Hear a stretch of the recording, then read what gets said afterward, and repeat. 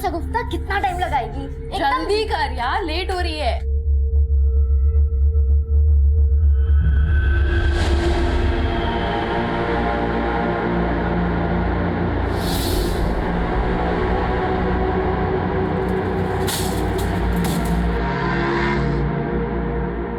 कोटला की pitch batting के लिए डिजाइन की गई है। हाई स्कोरिंग गेम में शगुफ्ता।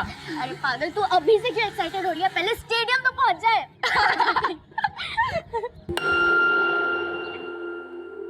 राधिका, आकांक्षा, यहाँ क्यों खड़े हो? चलो, देर हो रही है। तूने सुना हमने जो कहा? हाँ, तो क्या बोल रही थी? अरे हम ये कह रहे थे कि अपना ईयररिंग लगा ले। दोनों के साथ तो ना सुनने वाले को भी कान में रुई डालने की जरूरत पड़ती है, इसलिए मैंने अपना ईयररिंग निकाल दिया। देखो देखो इन तितलियों को कैसे कपड़े पहनती है। एक्सक्यूज मी, क्या कहा आपने? कान ना तेरे खराब है, मेरे नहीं। मेरे तो कान खराब है, पर आपकी जबान ही खराब है। एक मिनट। मेरी जबान खराब है, देखो। हाँ, क्या कर रही है तू? अगर हिम्मत है तो ऑन कैमरा बोल के दिखाइए, आखिर दुनिया भी तो देखे आपकी सोच कैसी है। कहाँ? एक सेकंड आंटी। बोलो ना। अरे छोड़, कैमरे पे बोल के जाइए ना। या तो आप सभी के सामने हमें सॉरी बोलेंगे, या ऑन कैमरा बोले कि आपकी सोच कितनी घटिया है। अरे शगुफ्ता, आप जाने दो ना, छोड़ो ना आप। अच्छा, तो आप भी ऐसा सोचते हैं जैसा लीना आंटी? नहीं नहीं, ऐसा कुछ नहीं है। क्या कर रही हो? सॉरी बोल दो वरना छोड़ेगी नहीं है। मैं और इन लोगों को सॉरी बोलूंगी? क्या पागल हो गए क्या? मतलब आप अग्री करती है अपनी सोच से? हाँ, बताइए ना। हाँ, मैं एग्री करती हूँ, कुछ गलत नहीं कहा मैंने। जब 2 साल की बच्ची का रेप होता है, तब वो भी क्या यही बोलती है, कम एंड रेप मी? 80 साल की बुजुर्ग तक को नहीं छोड़ा जाता है, वो भी क्या यही बोलती है, come and rape me?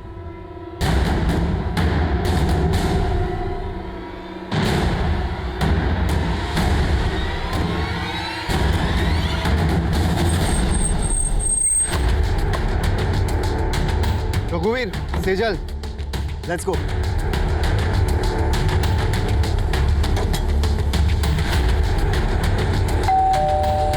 Mummy कहाँ चलेगी?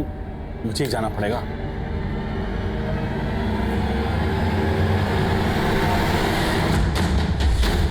घर के सारे दरवाजे खिड़कियां लॉक कर दो।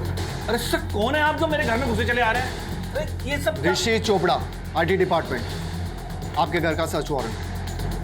जिस बात का सर्च वारंट। इनकम से ज्यादा संपत्ति।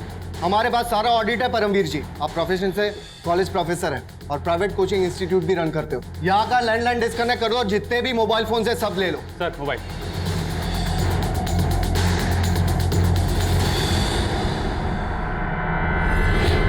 सर, आइए बैठ के बात कर लेते हैं, यही मामले को निपटा लेते हैं। जैसा आप कहोगे हम वैसे ही करेंगे। प्लीज, हम प्लीज बैठ के। मुझे रिश्वत देने की कोशिश कर रहे हैं आप? रघुवीर सर मैं तो नोट करो। सर मैं तो वैसे ही बोल रहा था। चुपचाप से बैठिए वहां पर। ये लो, कस्टडी में लो।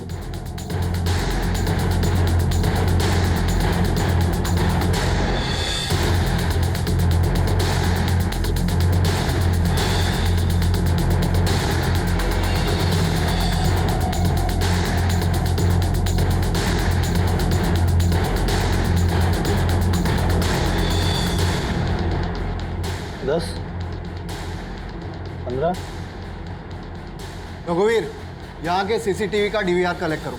We need it as a proof कि यहाँ लाखों रुपए के कैश और जेवर मिले। Yes sir.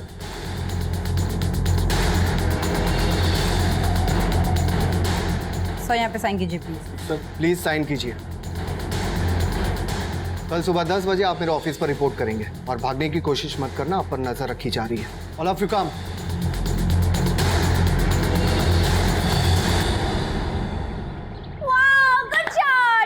रश्मि, प्रेगनेंसी के बाद जिस तरह तुम क्रिकेट एंजॉय करी हो ना, मुझे तो लगता है हमारा होने वाला बेटा ना क्रिकेटर ही बनेगा। बेटा क्यों, बेटी भी होगी तो भी मैं क्रिकेटर बनेगी।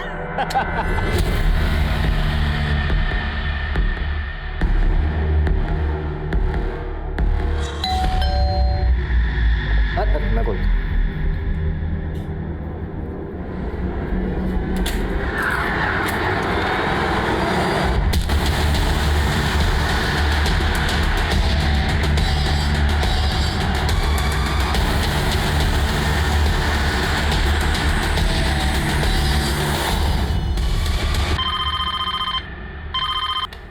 Hello, control room.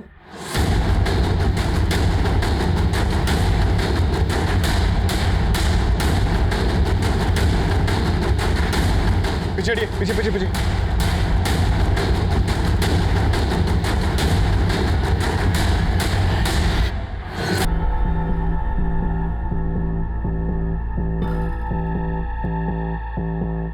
आप लोगों में से इस घर में से कौन है? साहब, कल्पेश साहब और रश्मि मैडम अकेले रहते थे यहाँ। आप कौन? मैं यहाँ साफ सफाई का काम करती हूँ।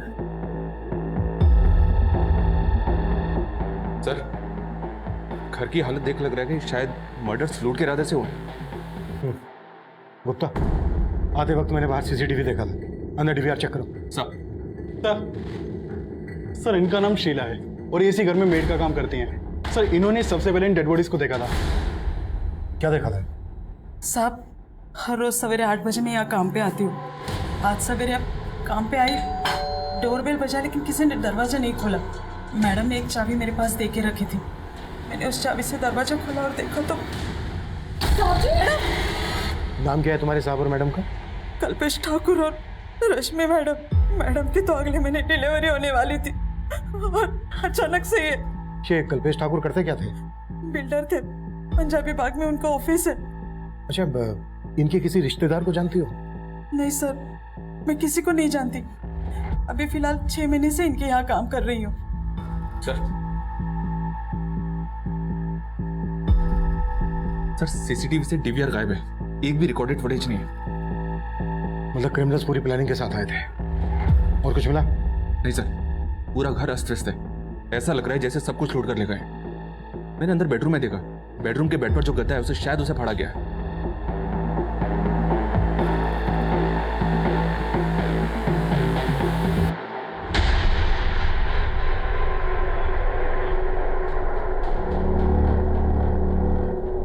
घर में लूट हुई है ये तो समझ में आ रहा है, लेकिन ये गद्दा फाड़ने का चक्कर समझ में नहीं आ रहा है। सर, कल्पेश ठाकुर की कंपनी का विजिटिंग कार्ड मिला है। कल्पेश ठाकुर के ऑफिस में बात करो और आस पड़ोस में पता करो, शायद किसी ने कुछ देखा हो। क्रिमिनल्स घर के सीसीटीवी का डीवीआर निकाल कर ले गए हैं। एक काम करो, पड़ोस में और यहाँ आने वाले रास्ते पर अगर कोई सीसीटीवी है उसकी फुटेज चेक करो। सर, यार 2020 मैच तो मिस कर दिया, पर यहाँ भी कुछ कम चौके छक्के नहीं लग रहे हैं। क्या बात है यार, दबा के कमेंट्स आ रहे हैं। क्या लिखा है? This aunty is sick. Leela aunty की ना लग चुकी है बिल्कुल सीरियसली यार, जोश जोश में वीडियो तो वायरल कर दिया, पर देखना अम्मी गुस्सा करेगी।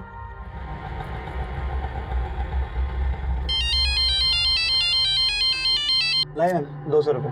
200 रुपए? मैं केशवपुरम से ना रोज आते जाती हूँ, 80 रुपए से ज्यादा नहीं लगता। अरे मैडम, कहाँ जी रहे हैं 80 रुपए के जमाने में? 200 रुपए बनते हैं, लाइए 200 रुपए दीजिए। ऐसे कैसे दे दूँ 200 रुपए? ये पकड़ो 100 रुपए और 20 रुपए वापस करो, वरना पुलिस को बुलवाऊंगी और धोखाधड़ी के चक्कर में अंदर करवा दूंगी। ये लीजिए अपने 20 रुपए। समझ सकता हूँ, हर कोई अपने एरिया में थोड़ा होता है। क्या?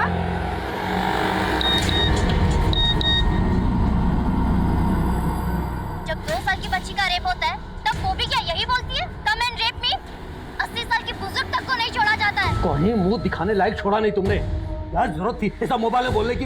ये सब आपकी गलती है, आप ही हो जड़ इस सब की। अच्छा, गलती करो तुम और जड़ मैं।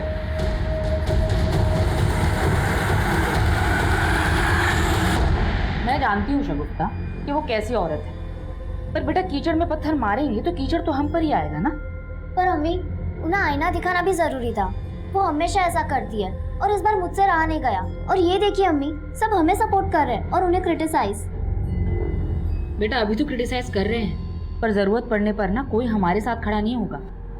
मैं मानती हूँ कि अपने राइट्स के लिए लड़ना अच्छी बात है, पर बेटा ऐसे किसी का तमाशा नहीं बनाना चाहिए ना। चलो फटाफट डिलीट करो ये वीडियो। पर अम्मी, चलो।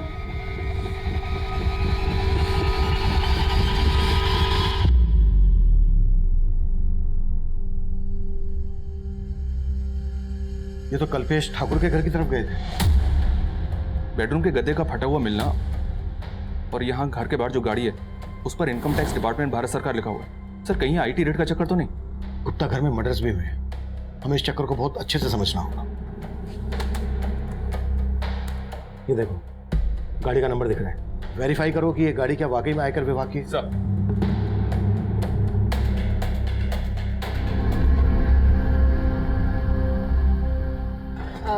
भैया वो चलेंगे?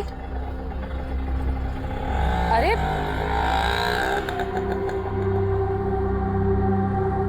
नफीसा, तुम यहाँ क्या कर रहे हो? तुमने तो मेरा फोन उठाना बंद कर दिया, तो मैंने सोचा कि यहीं आके मिल लूं। मुझे जो कहना था ना, मैं पहले भी कह चुकी हूँ। तुम्हें मेरा घर खाली करना होगा।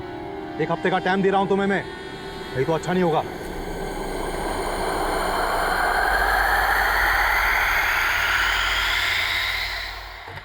मैं कमी सर। यस कम इन। सर मैंने गाड़ी के उस नंबर को वेरीफाई किया, नंबर फेक है। मतलब क्लियर हो गया है कि क्रिमिनल गवर्नमेंट ऑफिसर बनकर आए और उन्होंने मर्डर और लूट को अंजाम दिया। मैं कमिंग सर। कम इन। सर कल्पेश की कंपनी ठाकुर कंस्ट्रक्शन के मैनेजर विक्रांत सिंह को बुला लिया है। विक्रांत, किसी पर शक है आपको जो कल्पेश ठाकुर और उनकी पत्नी को मार सके? किसी के साथ उनकी कोई दुश्मनी वगैरह? सर मुझे तो ऐसा कभी कुछ लगा नहीं, मैं तो खुद हैरान हूँ इस सबसे। क्रिमिनल्स इस गाड़ी से कल्पेश ठाकुर के घर गए थे। कुछ अंदाजा है कौन गया होगा इससे? नहीं सर। कल्पेश के घर से सिर्फ कैश ही नहीं लूटा गया है, बल्कि उनके बेड का गद्दा भी फटा हुआ मिला है। क्या वो अपने गद्दे में कुछ पैसा वैसा छुपा के रखते थे? आई मीन ब्लैक मनी वगैरह? सर ये मैं कैसे कह सकता हूँ? मैनेजर थे आप कल्पेश के, उसके इनकम के बारे में अच्छे से पता होगा, और ये भी पता होगा कि कितने पैसे को फेयर दिखाना है और कितने को ब्लैक मनी। सर ये मैं कैसे? अगर कुछ भी छुपाया ना हमसे तो बाद में भारी पड़ सकता है। सर आप सही कह रहे हैं। कल्पेश सर टैक्स की काफ़ी चोरी किया करते थे, बहुत ज़्यादा ब्लैक मनी थी उनके पास में, लेकिन सर वो थे बहुत जुगाड़ू, ले दे के कैसे भी एडजस्ट कर लिया करते थे। पहुंचा देना अनिल जी के। सर टैक्स की चोरी तो सभी करते हैं, लेकिन वो हद से ज़्यादा करप्ट थे, और इसीलिए मैं उनकी जॉब छोड़ने वाला था। 5 साल से वहाँ काम कर रहे थे और मर्डर होते ही जॉब भी छोड़ने लगे। लेकिन सर समझ रहा हूँ मैं क्या कहना चाह रहे हो। अब हमें ये बताओ कि कल्पेश की फैमिली में कौन कौन है? सर उनके एक बड़े भाई हैं, लेकिन वो कनाडा में रहते हैं, और हाँ रश्मि भाभी की माँ भी हैं जो इंदौर में रहती हैं। शर्मा डिटेल्स ले लो। सर आइए। सर इसकी बातों से तो ऐसा ही लग रहा है जैसे कल्पेश ने फटे हुए गद्दे में अपनी ब्लैक मनी छुपा के रखा होगा। लेकिन ये बात क्रिमिनल्स को कैसे पता चली? शबरी, इसमें आईटी ऑफिसर्स इन्वॉल्व हैं। गुप्ता, आईटी डिपार्टमेंट से कल्पेश के केस को समझो। सर क्या बात है अम्मी, 10 बजे और अभी तक आप बिस्तर में हैं? तबीयत तो ठीक है ना? अरे कुछ नहीं बेटा, बस थोड़ी सी हरारत हो रही थी। अच्छा हुआ तूने याद दिला दिया, मुझे जाना है क्लाइंट के साथ ना, एक मीटिंग है मेरी। तबीयत ठीक नहीं तो आराम कर लीजिए। बेटा आराम की फुर्सत कहाँ है? हाँ पर अम्मी, अब मैं भी आपका हाथ बटाना चाहती हूँ। आकांक्षा ने मुझे बताया था एक पार्ट टाइम जॉब के बारे में, कॉलेज के साथ साथ वो भी कर लूंगी। नहीं बेटा, इस सब की कोई जरूरत नहीं है, तू बस अपनी पढ़ाई पर ध्यान दे, बाकी सब मैं संभाल लूंगी।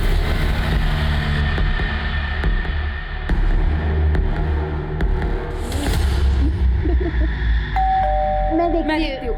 देखती हूँ मैं।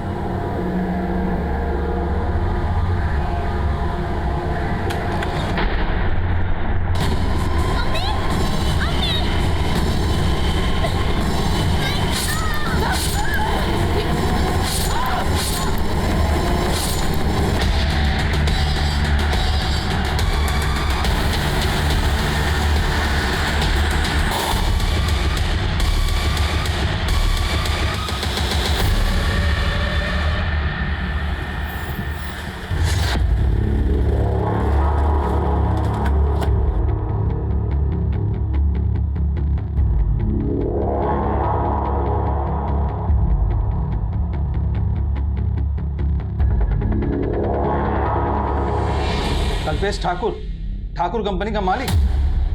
हाँ मैं उसे बहुत अच्छे से जानता हूँ। इस कल्पेश के बारे में और क्या क्या जानते हैं, क्या मैं जान सकता हूँ? एक नंबर का करप्ट बिजनेसमैन था वो। उस जैसे टैक्स पेयर पर हमारी हमेशा नजर रहती थी। टैक्स चोरी के अलावा कुछ और सोचता ही नहीं था। वो हमारी रडार पर बहुत दिनों से था, और हमने उसके यहाँ रेड भी प्लान किया था अगले हफ्ते। अगले हफ्ते? हाँ। अगर आपने अगले हफ्ते रेड प्लान की थी तो फिर ये लोग कौन हो सकते हैं? ये देखिए, वो लोग भारत सरकार की गाड़ी में आए थे।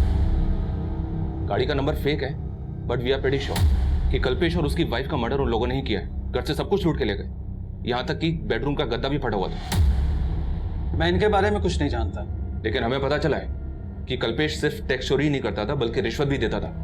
कहीं ऐसा तो नहीं? इस इलीगल लेन देन की वजह से डिपार्टमेंट में कोई झगड़ा? आप कहना क्या चाहते हैं ऑफिसर? मेरे डिपार्टमेंट में ऐसा कुछ भी नहीं होता है। तो हो सकता है कि आपके डिपार्टमेंट से इन्फॉर्मेशन लीक हुई कि आप कल्पेश के घर पे रेड मारने वाले हैं और इसी बात का उन क्रिमिनल्स ने फायदा उठा के ये कांड कर दिया। ये सब बातें बहुत ही कॉन्फिडेंशियल होती हैं officer, and I am sure कि मेरे डिपार्टमेंट से ऐसा कुछ लीक हो ही नहीं सकता है।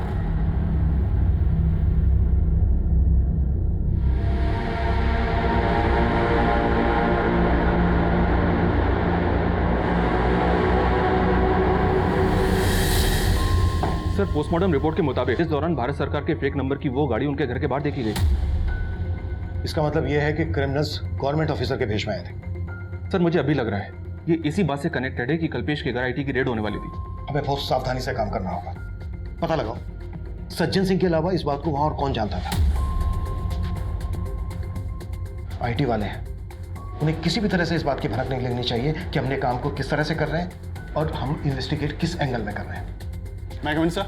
यस कम इन। सर, मैंने कल्पेश के घर के बाहर की पिछले कुछ दिनों की एक्टिविटीज चेक की। वारदात से एक दिन पहले वहां के सीसीटीवी में कुछ सस्पिशियस नोटिस किया मैंने। ये वहां का फुटेज है सर।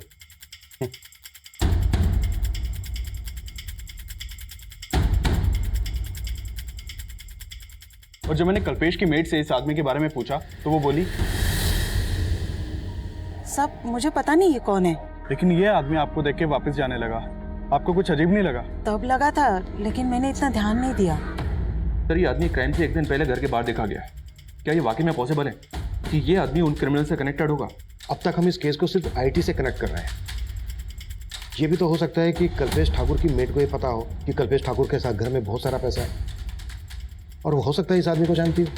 मेड बोल रही है कि वो सिर्फ 6 महीने से वहाँ काम कर रही थी। सोचने वाली बात यह है कि जिस आदमी के घर पे इतना सारा पैसा है, वो अपने घर की डुप्लीकेट चाबी अपनी मेड को क्यों देगा? और हो सकता है ये बात कल्पेश ठाकुर के मैनेजर को भी पता हो कि उसके घर में इतना सारा ब्लैक मनी है। हमें हर एंगल पे काम करना है। Yes sir. नहीं कमिंग सर। कमिंग सर, संजीवनी सोसाइटी के सेक्रेटरी का फोन आया था। उसकी बातों से लग रहा है कि मामला काफी सीरियस है। कैसा मामला? सर नमस्ते सर। सर, मेरा नाम राजन है, मैं इस सोसाइटी का सेक्रेटरी हूँ। सर, मैंने आपको कॉल किया था। सर, ये बिल्डिंग फ्लैट नंबर 205 में माँ बेटी किराए पे रहते हैं सर। 2 दिन से गेट नहीं खोला उन लोगों ने। इस तरफ सर। आइए सर, आइए सर, हटो। सर देखिए सर, पेपर भी लगा हुआ है, दूध भी पड़ा हुआ है। सर, हमने फ़ोन भी ट्राई किया था, दोनों के फ़ोन स्विच ऑफ है। राणा, दरवाजा तोड़ो।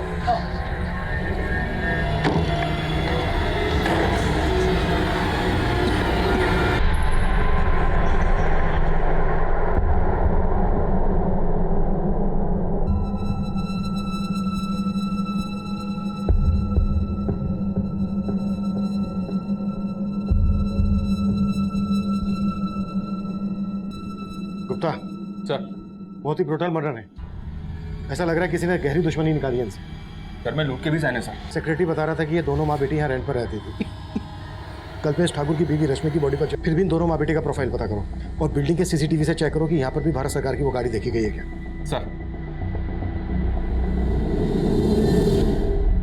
सर, ये लेडी का नाम नफीसा है और ये एक लॉयर थी सर, और उनकी बेटी वो शगुफ्ता, वो यहीं कॉलेज में पढ़ते हैं। तकरीबन 1.5 साल से ये लोग यहाँ रह रहे थे। और शगुफ्ता के फादर? सर, वैसे उनको कहीं देखा नहीं, शायद वो विडो थी। फ्लैट का मालिक कौन है? सर, मंजीत सिंह, ये संत नगर में रहते हैं। मंजीत का नंबर ले लो इनसे। और किस किस का आना जाना था? सर, शगुफ्ता की 2 फ्रेंड्स हैं, आकांक्षा और राधिका। ज्यादातर वो ही यहाँ आती जाती रहती है। पिछले 2 दिन में किसी को देखा था आते जाते?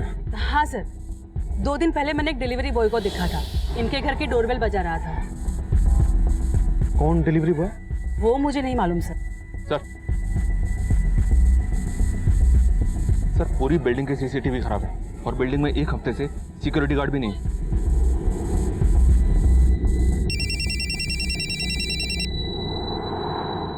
हेलो, मंजीत सिंह?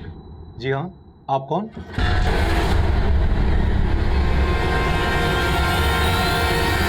गुप्ता, सर, ये कल्पेश की मेट क्यों है, जरा पता करो। सर, नफीसा शगुफ्ता जिस फ्लैट में रहती थी उसके मकान मालिक मंजीत सिंह से मेरी बात हुई। ठीक है, उसको थाने बुला लो। और उसकी नेबर शगुफ्ता की फ्रेंड्स के बारे में बता रही थी कि उनका भी यहाँ आना जाना था, उनके बारे में पता करो। सर, मेरा वहाँ आना जाना कम ही होता था। वो फ्लैट मैंने किराए पे चढ़ाने के लिए ही खरीदा था। शगुफ्ता और नफीसा के पड़ोसी कैसे हो? मतलब उनका किसी के साथ कोई लड़ाई झगड़ा होता होगा तो आपको पता चल ही जाता होगा। सर कईयों से उनके लड़ाई झगड़े थे। वो लोग तो चाहते थे कि मैं उन्हें वहां से निकाल दूं। कई कंप्लेंट आती थी सर उनकी। कैसी कंप्लेन? और कौन करता था? सर मुझे वहां के सेक्रेटरी सब कुछ बताते थे। सर वहां के लोगों को उनसे बहुत प्रॉब्लम थी। किसी को उनके पहनावे से प्रॉब्लम थी तो किसी को उनकी लाइफस्टाइल से, और यहाँ तक कि हमारे सेक्रेटरी साहब को तो उनकी बिरादरी से प्रॉब्लम थी। वो उनके सामने वाले फ्लैट में ही रहते हैं।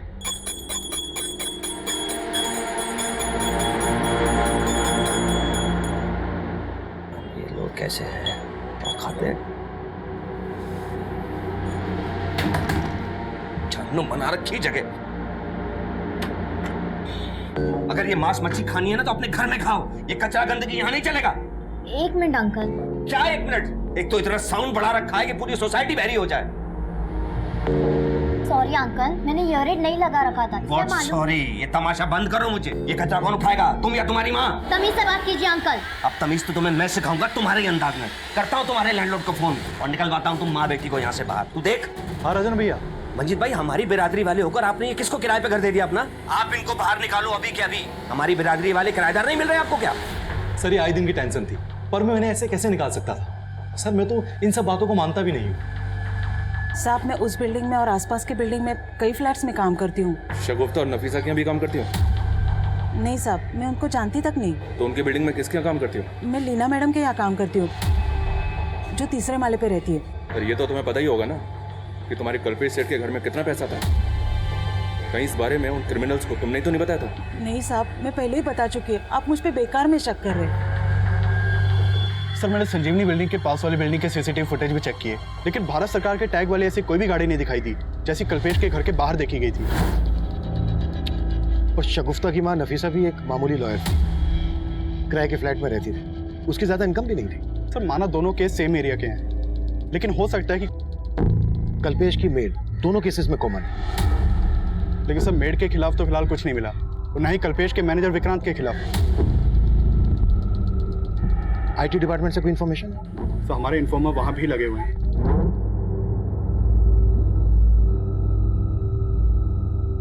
लेकिन अभी तक फिलहाल कोई काम की खबर नहीं आई। शगुफ्ता और नफीसा जिस बिल्डिंग में रहती थी उस बिल्डिंग का सेक्रेटरी राजन की कुंडली निकालो। सर एक बहुत चौंकाने वाली बात पता चली है। ये शगुफ्ता और नफीसा जिस फ्लैट में किराए पे रहती थी, 2 साल पहले उसी फ्लैट में ये मनीष गर्ग और उसकी बीवी संजना गर्ग रहते थे। और सर 2 साल पहले इन दोनों का भी उसी फ्लैट में मर्डर हुआ था। हत्या के साथ साथ लूट भी की गई थी। 2 साल पहले ये इलाका मंगोलपुरी थाना के एरिया में आता था ना? जी हाँ सर, ये इन्फॉर्मेशन मुझे वहीं से मिली है। मनीष और संजना का मर्डर किसने किया था? सर ये केस किसी नतीजे तक नहीं पहुंचा था, काफी टाइम तक बैकलॉग में था। लेकिन मर्डर के 6 महीने के बाद मनीष के भाई ने वो फ्लैट मंजीत को बेच दिया था। और सर 2 साल पहले उस बिल्डिंग का सेक्रेटरी ये राजन भार्गव भी था। उस केस में भी पुलिस को राजन के ऊपर ही शक था, क्योंकि राजन का मनीष और संजना के साथ काफी झगड़ा हुआ था। और मंजीत बोल रहा था कि ये राजन शगुफ्ता और नफीसा को भी इस बिल्डिंग से निकलवाना चाहता था। राजन को लेकर आओ। सर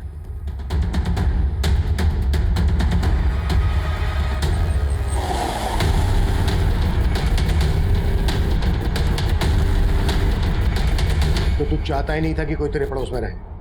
शगुफ्ता और उसकी माँ की बिरादरी से प्रॉब्लम थी तुझे, पर मनीष और उसकी पत्नी संजना को क्यों मारा? सर मैंने कुछ भी नहीं किया सर, और उस केस से तो मुझे पहली बार ही किया जा चुका है। लेकिन हम पूरी तरह से अच्छे से तेरी आरती उतारेंगे। क्या क्या कांड किया तूने? सर मैंने कुछ नहीं किया सर, मैं सच बोल रहा हूँ। सब कुछ बहुत ही प्लानिंग के साथ किया तूने। पहले सिक्योरिटी गार्ड को निकाला, जानबूझकर बिल्डिंग के सीसीटीवी ठीक नहीं करवाए ताकि ये कांड कर सके, है ना? आप गलत सोच रहे सर। सर सीसीटीवी फंड की वजह से नहीं हो पाया। आप चाहे तो सोसाइटी का अकाउंट चेक कर सकते हैं। ये सब गणित तो इसलिए जोड़ रहा था ताकि बाद में सफाई में पेश कर सके। नहीं सर, आप गलत शक कर रहे हैं मुझ पर। सर आप लीना और उसके पति को देखिए। सर मुझसे ज्यादा प्रॉब्लम तो उन दोनों को थी। और उस दिन सर आपसे वो कह रही थी कि उसने डिलीवरी बॉय को देखा। सर मैं पड़ोस में रहता हूँ, मैंने नहीं देखा, उसने देख लिया। सर वो साफ झूठ बोल रही। लीना क्यों झूठ बोलेगी? क्योंकि सर शगुफ्ता और उसकी फ्रेंड्स ने उसका वीडियो वायरल कर दिया था। कैसा वीडियो? जब 2 साल की बच्ची का रेप होता है तब वो भी क्या यही बोलती है, कम एंड रेप मी? 80 साल की बुजुर्ग तक को नहीं छोड़ा जाता है। ये वीडियो सोशल मीडिया पे काफी टाइम से वायरल है, और लीना के अगेंस्ट काफी कमेंट्स भी किए गए थे। सर ये लीना वही औरत है जिसके घर में वही मेड काम करती है जो कल्पेश के घर पे करती थी।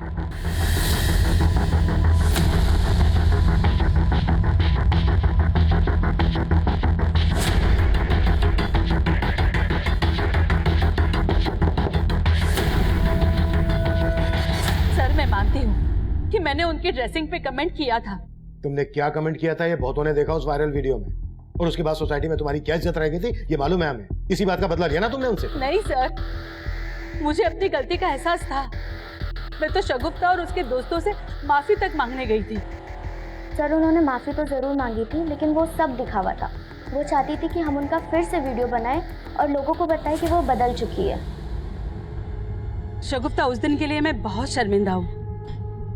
तुमने मेरे साथ जो किया वो एकदम सही किया, लेकिन अब मेरी आंखें खुल चुकी है। तुम सबकी वजह से मेरे में ये चेंज आया है। क्या सोच रही हो तुम? क्या तुम्हें अब भी मेरी बात झूठी लग रही है? नहीं आंटी, इट्स फाइन कि आपको आपकी गलती का एहसास हुआ, पर ये तुम्हें दुनिया को भी बताना चाहिए ना। अब तुम मेरा वीडियो नहीं बनाओगी? नो आंटी, क्योंकि मैं जानती हूँ हाथी के दांत खाने के और दिखाने के अलग होते हैं। सर प्रॉब्लम सिर्फ लीना आंटी में नहीं थी, उनके हस्बैंड भी कोई कम नहीं है। लीना के हस्बैंड ने क्या किया था? सर वो बेवजह शगुफ्ता में इंटरेस्ट दिखा रहा था। वो परेशान हो चुकी थी पर कुछ बोल नहीं पा रही थी। यार इतने अच्छे हाय शगुफ्ता, शगुफ्ता कैसा चल रहा तुम्हारा कॉलेज? अच्छा चल रहा है uncle. Don't call me uncle. अरे माना कि मैं शादीशुदा हूँ, लेकिन तुमसे इतना बड़ा भी नहीं कि तुम मुझे अंकल बोलो। ठीक है, नहीं बोलूंगी। Okay, take care. ये तेरे में कुछ ज्यादा इंटरेस्ट नहीं दिखा रहा है। पर तेरा क्या इरादा है? सर उनको गलतफहमी थी कि शगुफ्ता और उनके हस्बैंड के बीच में कुछ चल रहा है। सर उनको ऐसा लगता था कि हम उनके हस्बैंड पे लाइन मारते हैं, बट ऐसा कुछ भी नहीं था सर। सर मैं किसी गलत इंटेंशन से शगुफ्ता से बात नहीं करता था, पर मेरी बेबी बेकार ही मुझ पर शक करती थी। तो इसी वजह से आपकी बीवी ने शगुफ्ता के साथ साथ नफीसा को भी रास्ते से हटा दिया। सर मैं सच कह रही हूँ, मैंने कुछ नहीं किया। सर मैंने आपको बताया ना कि उस दिन वहाँ एक डिलीवरी बॉय आया था और शगुफ्ता के घर की डोरबेल बजा रहा था। मुझे तो लग रहा है कि वो राजन भार्गव अपना किया छिपाने के लिए मुझे झूठा साबित कर रहा है। नफीसा एक लॉयर थी, एंगल नफीसा के प्रोफेशन से भी जुड़ा हो सकता है। शगुफ्ता और नफीसा से जुड़ी छोटी से छोटी बातों के बारे में भी पता करो। राजन, लीना और निरंजन पे नजर रखो। सर काफी कोशिश के बाद आईटी डिपार्टमेंट के एक एम्प्लॉय से काम की इन्फॉर्मेशन निकाली है। सर वहाँ एक राकेश मीणा नाम का आदमी सज्जन सिंह के अंडर काम करता है। मैंने उससे रिक्वेस्ट किया था, वो आपसे मिलने के लिए तैयार हो गया है।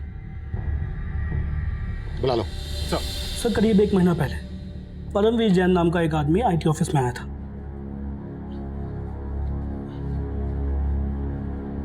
एक्सक्यूज मी सर, सर ऋषि चोपड़ा जी से मिलना था। 10 बजे का टाइम दिया था मिलने के लिए। Rishi Chopra? Rishi Chopra, IT department. Excuse me sir, क्या हुआ? सर वो आईटी इंस्पेक्टर ऋषि चोपड़ा जी ने सम्मन दिया था और कहा था कि कल 10 बजे ऑफिस में आकर मिले। ऋषि चोपड़ा? जी सर। मगर इस नाम का कोई ऑफिसर यहाँ काम नहीं करता। सर उनके अंडर में रघुवीर सिंह, सेजल गुप्ता और अतुल शर्मा थे। वो कल मेरे घर आए थे। मगर इन नामों के कोई ऑफिसर हमारे यहाँ काम नहीं करते। क्या? सॉरी सर, मुझे लगता है कि मुझे कुछ गलतफहमी हो गई है। मैं चलता हूँ। रुको 1 मिनट, तुम्हें सम्मन मिला था, इसका मतलब कल तुम्हारे यहाँ रेड हुई थी? नहीं सर, हमारे घर कोई रेड नहीं हुई सर। नाम क्या है तुम्हारा, कहाँ रहते हो? सर मैंने बोला ना कि मुझे गलतफहमी हुई है, बस मैं चलता हूँ। मेरी बात सुनो सर, सुनो। फिर वो वहां से चंपत हो गया। मुझे शक हुआ तो मैंने ये बात सज्जन सर से की। फिर हमने ऑफिस का सीसीटीवी चेक किया और उसकी प्रोफाइल निकाली। तब हमें ये मालूम हुआ ये वही परमवीर जैन है जिसके यहाँ हम लोग रेड मारने वाले थे। फिर आप लोगों ने क्या एक्शन लिया? सर हमारी टीम ने उसके घर पे रेड डाली, मगर वहाँ हमें कुछ मिला ही नहीं। लेकिन तब भी हमें एक बात समझ में नहीं आई कि ये ऋषि चोपड़ा, अतुल शर्मा और रघुवीर सिंह और सेजल गुप्ता की बात कर रहा था। आप हमें परमवीर जैन का नंबर और एड्रेस दे सकते हैं? Sure sir. Thank you. मैं कम इन सर? यस कम इन। सर मैंने नफीसा और शगुफ्ता के कॉल रिकॉर्ड चेक किए। शगुफ्ता को आखिरी कॉल एक विल कुरियर कंपनी की तरफ से आया था। दरअसल शगुफ्ता ने अपने लिए एयर एड ऑर्डर किया हुआ था और ये डिलीवरी उसी दिन होने वाली थी जिस दिन उन दोनों का मर्डर हुआ था। सर मैंने डिलीवरी बॉय को यहाँ बुलवा लिया है। गुड। और सर नफीसा के कॉल रिकॉर्ड से सामने आया कि नफीसा के अपने मकान मालिक मंजीत सिंह के साथ लगभग रोजाना बातचीत होती थी। अफेयर का एंगल? सर हो सकता है। ठीक है, इस मंजीत के बारे में सब कुछ पता करो। सर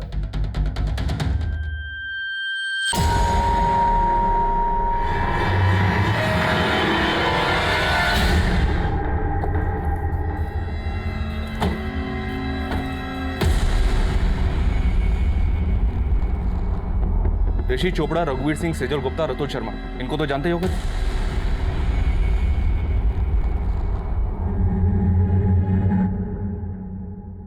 नहीं सर, मैंने नहीं जानता। अच्छा, अगर नहीं जानते तो फिर इन लोगों ने तुम्हें 17 मार्च को आईटी डिपार्टमेंट में आने का समन क्यों दिया था? सर लगता है आपको कोई गलतफहमी हुई है। परमवीर, हम एक मर्डर केस इन्वेस्टिगेट कर रहे हैं। अगर कुछ भी जानते हो तो बता दो हमें, नहीं तो बुरे फंस सकते हो तुम, समझे? सर दरअसल वो 16 मार्च को हमारे घर आए थे और कह रहे थे कि वो आईटी डिपार्टमेंट से हैं।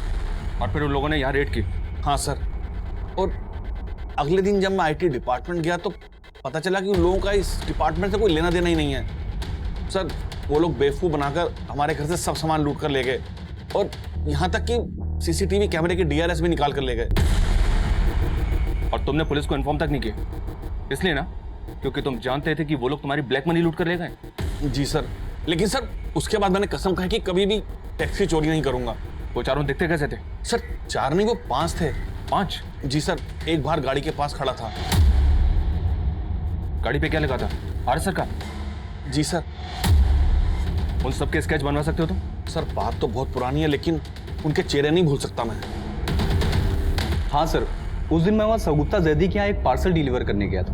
सर मैं काफ़ी देर तक डोरबेल बजाता रहा लेकिन किसी ने दरवाज़ा खोला नहीं सर। तुम वहाँ 28 अप्रैल को गए थे, टाइम याद है तुम्हें? साहब करीब सुबह के 11 बज रहे होंगे सर। पोस्टमार्टम रिपोर्ट के मुताबिक 28 अप्रैल को करीबन इसी समय शगुफ्ता और उसकी माँ का मर्डर हुआ था। कहीं तुम कुछ छुपा तो नहीं रहे हो? नहीं नहीं सर, मैं कुछ नहीं छिपा रहा सर।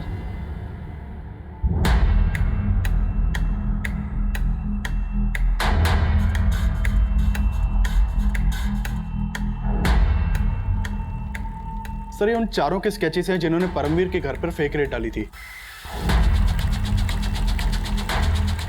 और पूरे चांसेस हैं कि ये वही लोग हैं जिन्होंने कल्पेश के घर पर भी फेक रेड डाली थी। अगर ये एक ही है तो एक बात समझ में नहीं आ रही है कि इन्होंने इस तरह से परमवीर के घर पर रेड डाली कि उसने बिलीव कर लिया कि ये सब आईटी ऑफिसर्स ही हैं।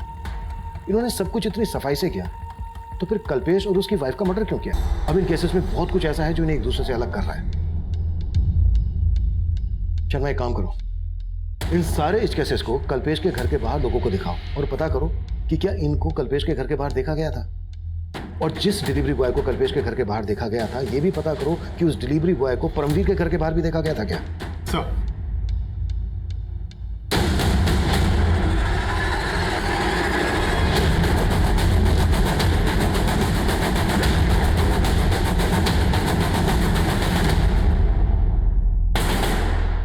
आपका अंदाजा सही था। परमवीर के घर जिस दिन फेक रेड हुई उसके एक दिन पहले ये आदमी परमवीर के घर नजर आया था और इस बार ये आदमी पोस्टमैन के कपड़ों में है। हाँ सर, लेकिन परमवीर का कहना है कि उसे ध्यान नहीं कि उसने इस आदमी को देखा था या नहीं, लेकिन कल्पेश की मेड ने आइडेंटिफाई किया है कि उसने इसी डिलीवरी बॉय को कल्पेश और रश्मि के मर्डर के एक दिन पहले उनके घर के बाहर देखा था। मतलब ये आदमी अपने गैंग के लिए रेड से पहले रेकी करता था। बाकी के उन 5 के बारे में कुछ पता चला? नहीं सर, उनका कहीं कोई क्रिमिनल रिकॉर्ड नहीं मिला। शगुफ्ता और नफीसा के घर के बाहर जो डिलीवरी बॉय देखा गया चेक करो, उस डिलीवरी बॉय का इस सबसे कोई कनेक्शन है क्या?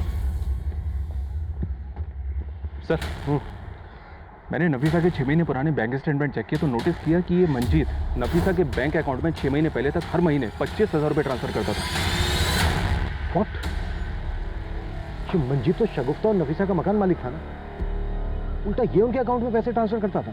जी हाँ सर, एक बात और कि नफीसा और शगुफ्ता पहले सलीमपुर में रहती थी, वहाँ उनका पुश्तैनी नहीं करता और इस मंजीत का वहाँ भी आना जाना था। मैंने किसी को नहीं मारा साहब, मैंने किसी को नहीं मारा, मेरा भरोसा कीजिए सर।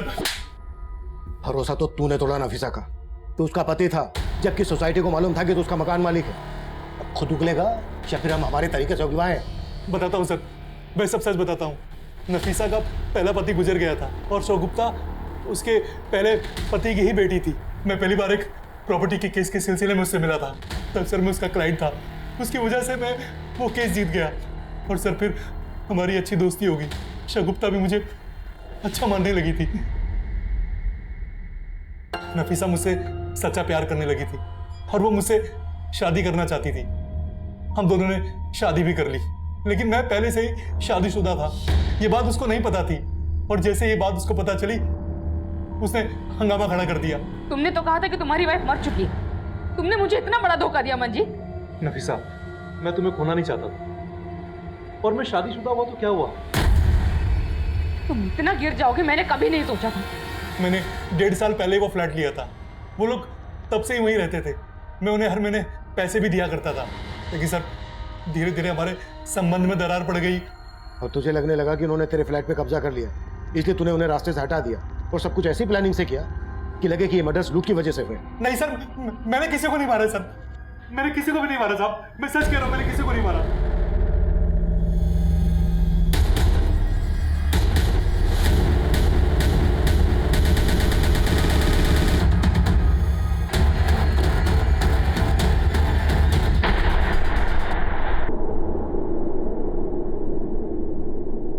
सर ये तो वही आदमी लग रहा है जो उस दिन परमवीर और कल्पेश के घर के बाहर देखा गया था।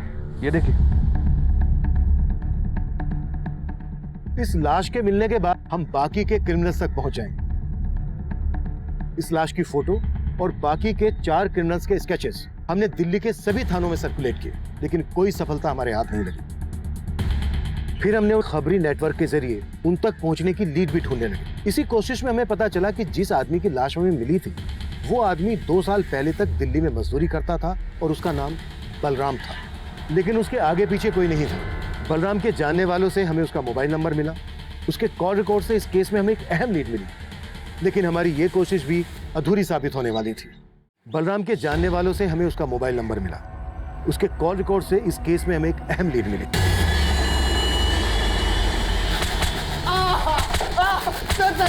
सर बता दो शर्मा, सर मानता हूँ कि हम परमवीर के घर पे गए थे और फेक आईटी ऑफिसर बनके हमने वहां लूट की। ऋषि चोपड़ा, आईटी डिपार्टमेंट। लेकिन सर हमने नफीसा और शगुफ्ता को नहीं मारा सर। और कल्पेश और उसकी बीबी रश्मि? सर उस दिन हम कल्पेश के घर पे फेक रेड डालने ही गए थे, लेकिन हमें नहीं मालूम था कि कल्पेश डेढ़ चाणा निकलेगा। आईटी ऑफिसर ऋषि चोपड़ा, आपके घर का सर्च वारंट। सारे दरवाजे खिड़कियां बंद कर। अरे आप अंदर क्यों घुस रहे हैं? पूरा घर छान मारो। ऐसे कैसे घुस गए घर के अंदर? और कौन सा वारंट है? तुम सब लोगों को अच्छी तरह जानता हूं मैं। अभी पुलिस को फोन करता हूं। हमें उन्हें मारने का इरादा बिल्कुल नहीं था, लेकिन वो अगर आपको फोन कर देता तो हमारी सालों की मेहनत चौपट हो जाती। सालों की मेहनत मतलब?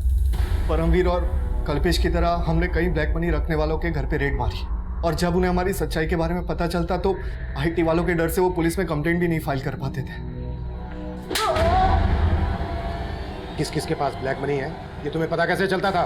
2 साल पहले मनीष नाम के एक आदमी से हमारी बार में दोस्ती हुई थी। फिर आए दिन हम साथ साथ पीने लगे। एक दिन बातों ही बातों में उसने हमें बोला, भाई मैं 2 चीज़ों से बहुत डरता हूँ। पहली मेरी बीवी, और दूसरा कौन है जिससे तेरे जैसा शेर डरता है? भाई जिसकी गठरी में चोर होता है ना, वो आईटी वालों से जरूर डरता है। उसके ऐसा बोलने पर हमने भाप लिया कि जरूर उसके पास ब्लैक मनी होगी, और हमने दूसरे दिन ही उसके घर पे धावा बोल दिया।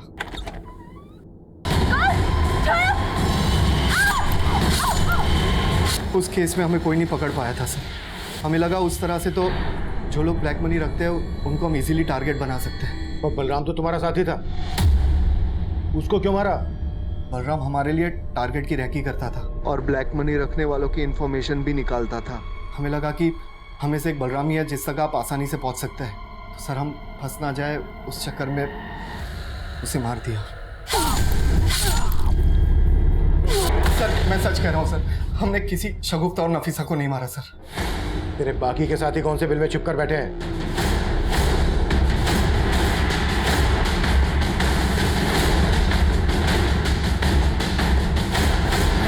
फिर हमने इस केस को रिविजिट किया। शगुफ्ता और नफीसा से जुड़ी छोटी से छोटी पुरानी से पुरानी बातों के बारे में पता करना शुरू किया, और हमें एक लीड मिली। सर करीब 2 महीने पहले मैं और शगुफ्ता मार्केट जा रहे थे, तब अचानक से 2 आदमी हमारे सामने आ गए। ये क्या तरीका है? अभी तक तुम्हारी अम्मी ने हमारे पैसे नहीं दिए। राजू भैया, आपने अपना काम पूरा किया होता तो पैसे देते ना। मुझे पूरे पैसे चाहिए, बोल देना अपनी अम्मी को, वरना अच्छा नहीं होगा, समझी?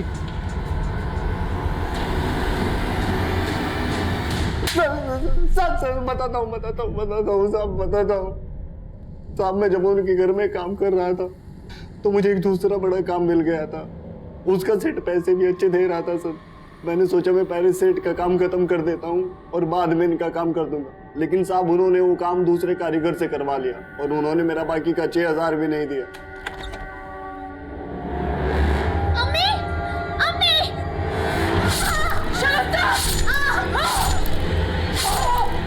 सिर्फ 6,000 रुपए के लिए तूने उनको मार डाला। कुत्ता साले साहब नहीं साहब। मनीष, कल्पेश, परमवीर ये विक्टिम तो जरूर थे, लेकिन कानून की नजर में गुनहगार भी थे। शगुफ्ता और नफीसा को बहुत पहले से ही ये दस्तक मिल रही थी कि उनके साथ सब कुछ ठीक नहीं हो रहा है। मंजीत ने नफीसा से शादी की थी, लेकिन ये बात सोसाइटी में किसी को मालूम नहीं थी। राजन की धमकी, लीना और निरंजन के झगड़े, हर मोड़ पर उन्हें दस्तक मिल रही थी कि वो कभी भी किसी भी तरह के अपराध में तब्दील हो सकती थी। इस केस में हम भी आखिर तक ये सोच नहीं पाए थे कि मात्र 6,000 रुपए के लिए नफीसा और शगुफ्ता को मार दिया गया, कि वाकई में चौंका देने वाला था। अब मैं सीनियर इंस्पेक्टर अभिमन्यु जिंदल आप लोगों से विदा लेता हूं। आपसे फिर मुलाकात होगी एक नए केस के साथ। स्वस्थ रहिए, सतर्क रहिए और देखते रहिए क्राइम पेट्रोल दस्तक। मकसद बताना नहीं, बचाना है।